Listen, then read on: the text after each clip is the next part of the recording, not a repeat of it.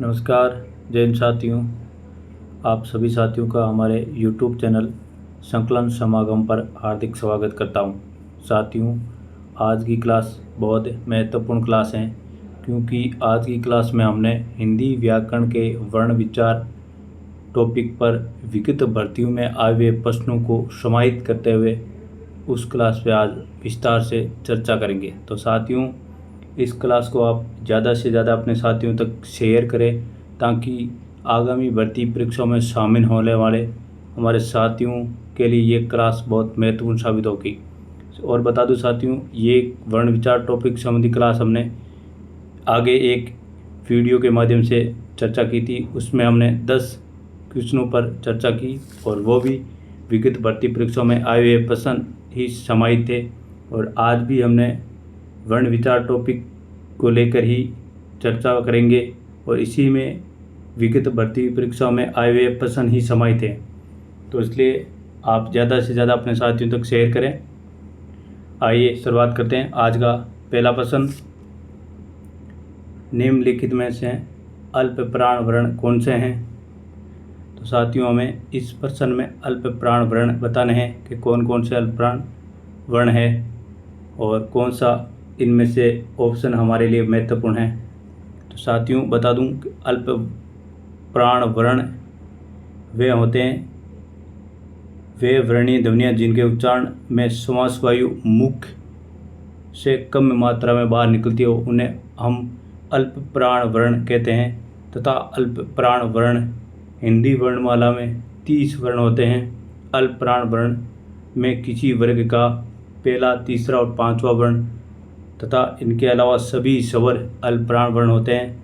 और इनके अलावा अंतस्थ व्यंजन जिसे यह र, ल और व, ये सभी अल्प प्राण वर्ण में शामिल होते हैं। तो आइए अब हम चेक करते हैं कौन सा विकल्प हमारे लिए उपयुक्त है। तो पहला क और ग, दूसरे में ट और ठ, तीसरे में फ और भ, चौथे में थ और छ।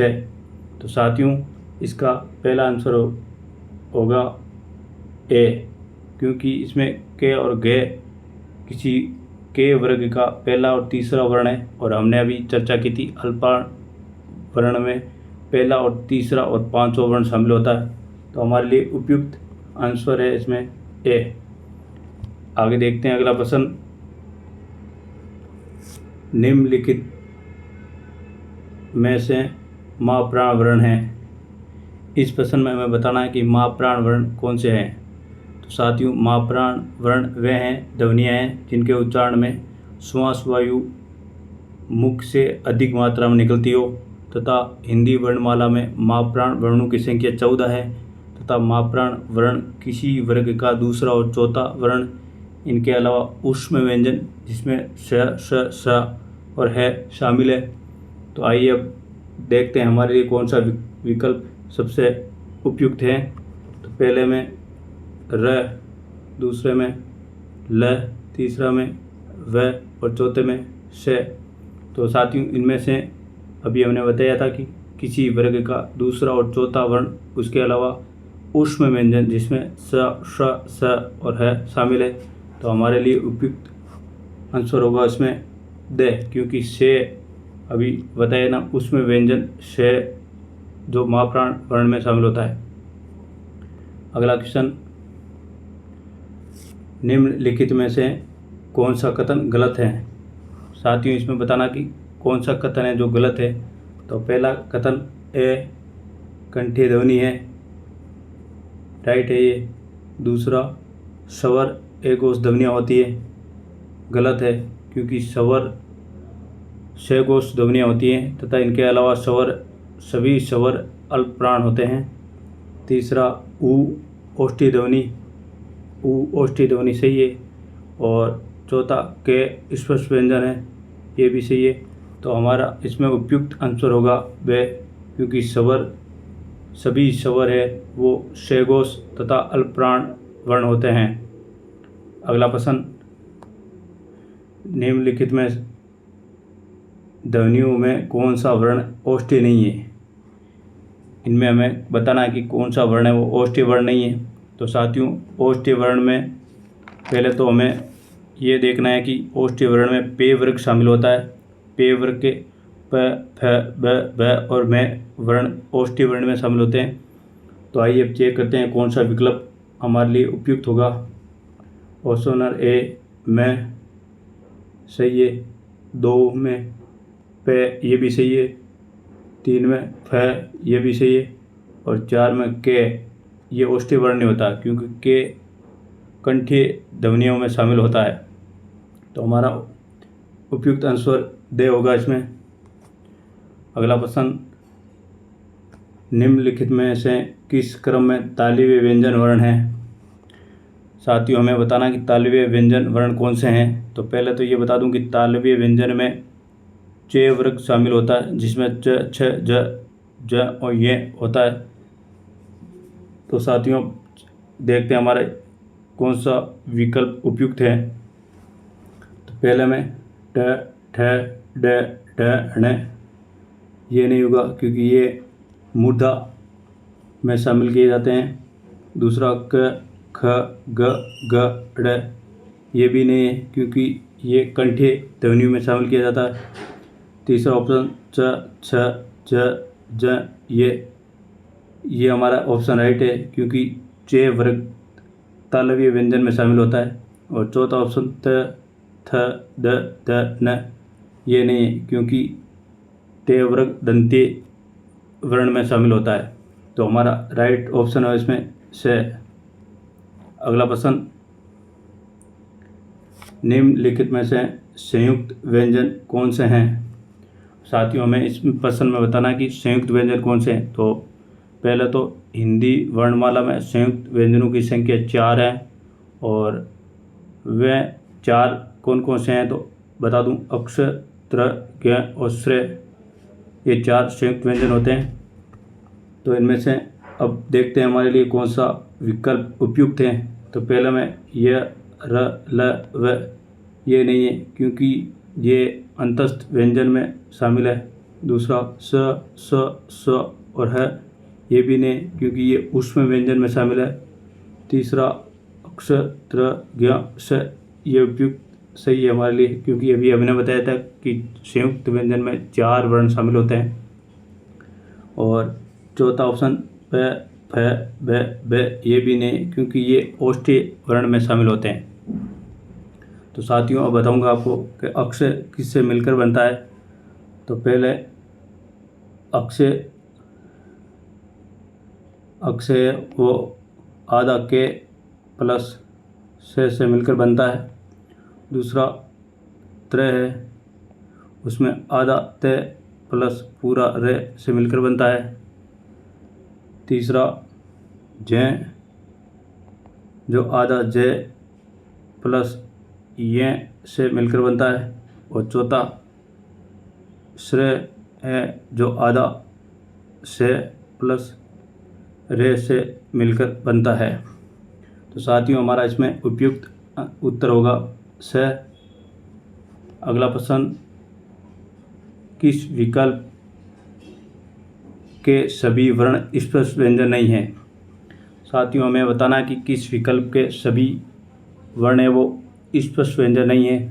तो साथियों, पहले तो बता दूं, स्पर्श व्यंजन में के से मैं तक वर्ण शामिल किए जाते हैं और के से मैं तक 25 वर्ण वो स्पर्श व्यंजन में शामिल किए जाते हैं। तो अब इसमें से हमें उपयुक्त विकल्प देखना है कि कौन सा हमारे लिए सही होगा।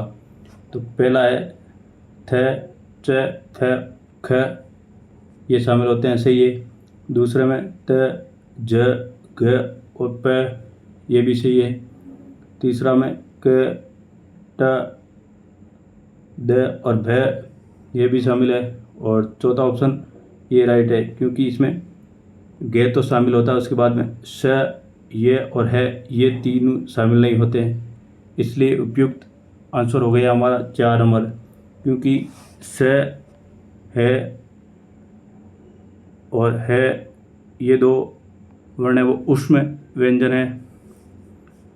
और इनके अलावा ये वर्ण है ये अंतस्थ है, इसलिए उपयुक्त आंसर हमारा 4 नंबर हुआ।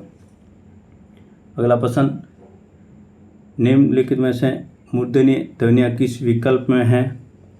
तो साथियों हमें बताना कि मूर्धन्य ध्वनियाँ कौन सी है। तो मूर्धन्य ध्वनियों में हम टे वर्ग को शामिल करते हैं। तो पहला ऑप्शन इसका प, फ, ब, म, ये तो ओष्ठीय ध्वनियों में शामिल होता है। इसके अलावा दूसरा ऑप्शन इसका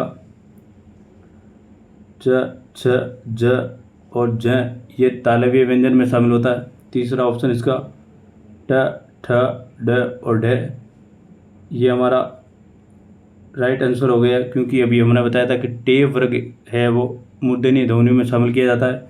और अगला ऑप्शन इसका त, थ, द, न, ये नहीं है, क्योंकि ये तालव्य व्यंजन में शामिल होता है, नहीं सॉरी दंतीय ध्वनियों में शामिल होता है। तो उपयुक्त आंसर हुआ हमारा सी, टे वर्ग शामिल होता है। अगला प्रश्न है, निम्नलिखित में से किस विकल्प में प्रकंपित ध्वनि है? तो साथियों हमें बताना कि प्रकंपित ध्वनि कौन सी है। तो पहले तो प्रकंपित ध्वनि वह ध्वनि होती है जो व्यंजन का उच्चारण करते समय जीवा में कंपन होता हो। जैसे हम कोई भी वर्ण का उच्चारण करेंगे तब उसमें जीवा कंपन करेगी, तो वह प्रकंपित ध्वनियों में शामिल होगा। तो इसका उपयुक्त विकल्प देखते हैं हम। तो पहले में वह, ये तो नहीं होगा। दूसरे में रे हो जाएगा, क्योंकि रे को बोलेंगे हम तब प्रकंपित ये ध्वनि होगी, मतलब जीवा कंपन करेगी। तो हमारा उपयुक्त आंसर होगा 2। अगला प्रश्न, निम्नलिखित में से किस विकल्प के सभी ध्वनियाँ दंती है? साथियों हमें बताना कि सभी ध्वनियाँ दंती है। तो अभी हमने पहले बताया था कि दंतीय ध्वनियाँ में ते वर्ग शामिल होता है। तो अब उपयुक्त विकल्प का चयन करेंगे हम। तो पहले में त और थ, ये तो दोनों होता है पर से नहीं होता है। अगले में त, द, ये दोनों शामिल है पर ये से नहीं होता है। तीसरे में द और द होते हैं पर है नहीं होता है। और चौथा ऑप्शन है जैसे त और थ और से, ये उपयुक्त आंसर हो गया हमारा, क्योंकि त वर्ग तो शामिल होता है, उसके अलावा से भी दंतीय ध्वनि में शामिल होता है। तो साथियों ये हम 10 प्रश्न पे चर्चा की थी। अब आपको बताना है कि ये हमारी क्लास कैसे लगी और कमेंट करना है इस पर कि आपको आगे अब कौन से टॉपिक पे चर्चा करें, या फिर एक बार और वर्ण विचार टॉपिक को लेकर आएँ। और ज़्यादा से ज़्यादा अपने साथियों शेयर करें ताकि आगे आने वाली महत्वपूर्ण क्लास को आपको नोटिफिकेशन के द्वारा प्राप्त हो सके। तो जय हिंद साथियों।